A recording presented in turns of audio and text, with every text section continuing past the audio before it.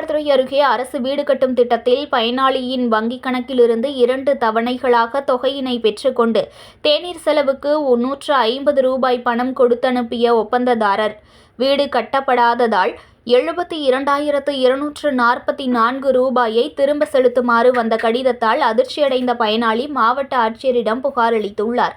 மயிலாடுதுறை மாவட்டம் மயிலாடுதுறை அருகே கடலங்குடி ஓடக்கரை வடக்கு தெருவைச் சேர்ந்தவர் அன்பழகன் மனைவி உலகமாதா. இவர் 2021-2022 ஆண்டிற்கான பிரதம மந்திரி வீடு கட்டும் திட்டத்தில் வீடு கட்ட அனுமதி ஆணை பெற்றுள்ளார்.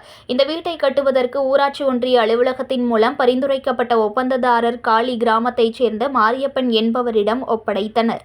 ஆனால் மாரியப்பன் 1.5 அடி ஆழத்திற்கு அஸ்திவாரம் மட்டும் போட்டுவிட்டு உலகமாதாவிடமிருந்து அவரது வங்கிக் கணக்கில் 2 தவணைகளாக வரவு வைக்கப்பட்ட ரூ.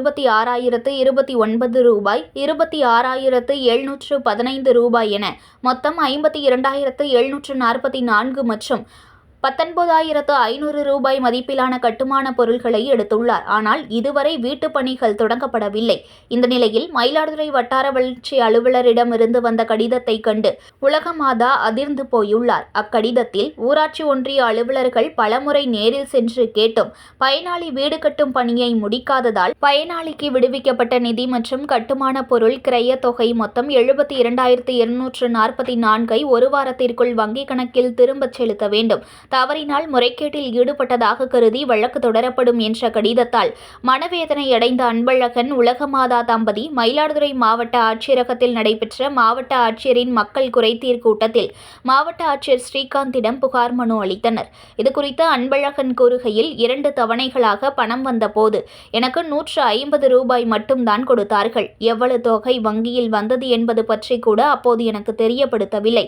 அதிகாரிகள் முதல் அடிமட்டம் வரையில் உடந்தையாக செயல்பட்டு என்னை ஏமாற்றியுள்ளனர். அவர்கள் அனைவரின் மீதும் துறை ரீதியான நடவடிக்கை எடுக்க வேண்டும் என வேண்டுகோள் விடுத்துள்ளார். அப்படின்னு கேட்டாங்க. சரி நான் போயிட்டு வரேங்க அப்படின்னா, உனக்கு 50 ரூபா காசு கொடுக்க சொன்னாங்க டீ செலவுக்கு அப்படின்னு 50 ரூபா காசு கொடுத்தாங்க. வாங்கிட்டு வீட்டுக்கு போனோம். அந்த பணத்தை தொகை எனக்கு கேட்டால் அவங்க சொல்லவே இல்லை. அவங்க எவ்வளோ தொகை வந்திருக்குங்கன்னு கேட்டான்.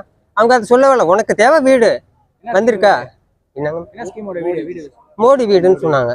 அது எவ்வளோ பணம் ஏறி இருக்கு அப்படின்னு கேட்டோம். அதெல்லாம் உனக்கு விளக்கலாம் சொல்றது நாங்கள் ஆள் இல்லை. கைரக வச்சா நீ இப்படியே போயிட்டு இருக்கலாம். 50 ரூபா காசு கொடுத்தாங்களா டீ சாப்பிட்டுக்க அவ்வளோதான் அப்படின்னு நாங்கள். அப்புறம் 2வது பில்லு ஏறி இருக்கு.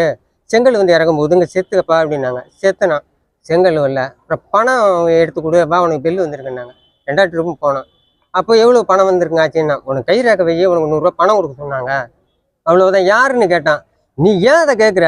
வீடு கட்டுறாங்களா அதை பாரு, உனக்கு பணம் ஏறி இருக்கு, இப்போ ரேகை வைக்கிறியா 100 ரூபா காசு வாங்கிட்டு போகணும்னு சொல்லிட்டாங்க. இப்போ ஒரு மனு கொடுத்துருக்கேன். வீடுக்கு வெண்ணும் கட்டிக்கிட்டு ஒன்றுமே முடிக்கல. என்ன பிரச்சனை ஆயிடுச்சு இப்போ உங்களுக்கு? இப்போ திரும்பி கவர்மெண்ட்ல எங்களை கேட்குறாங்க. 72,000 ரூபா நாங்கள் பணம் செலுத்திருக்கோம். உங்களுக்கு வீடு கட்ட தான் நாங்கள் பணம் கொடுத்துருக்கோம். நீங்கள் ஏன் கட்டல? கட்டாத காரணம் என்ன? திரும்பி ரிட்டர்ன் பணத்தை நீங்கள் கொடுத்துருங்க.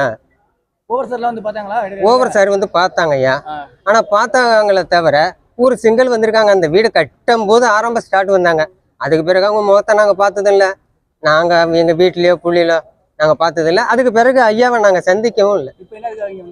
அந்த வீட்டை கட்டவே இல்லைங்க. எங்களுக்கு 72,000 ரூபா பணம் கட்டுங்க அப்படின்ட்டு ஒரு நோட்டீஸ் ஒன்று வந்திருக்குங்க யூனியன்லேருந்து.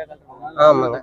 அது வீடு கட்டி கொடுக்கவே இல்லை. நாங்கள் பணத்தை அந்த 150 ரூபாய் தான் பார்த்தோம் நாங்கள் 2 பில்லுக்கு. பாக்கி அவங்களும் முகத்தையும் பார்க்கல, வீடு கட்டுறவங்களையும் பார்க்கல, வரவும் இல்லை. இதுக்கு உள்ள நடவடிக்கை என்னங்கிறதே தெரியல எங்களுக்கு. ஏங்க 72,000 ரூபா பணம் கொடுக்கணுங்கிறாங்க. அது என்ன விஷயம், இதுக்கு எப்படிங்கிறதே எங்களுக்கு தெரியலைங்க. இதுக்கு மேலே அதிகாரி பார்த்து ஏதாவது எங்களுக்கு நல்ல வழி காட்டினா. செய்திகளை உடனுக்குடன் தெரிந்து கொள்ள லைக் பண்ணுங்க, ஷேர் பண்ணுங்க, சப்ஸ்கிரைப் பண்ணுங்க, மறக்காம கமெண்ட் பண்ணுங்க.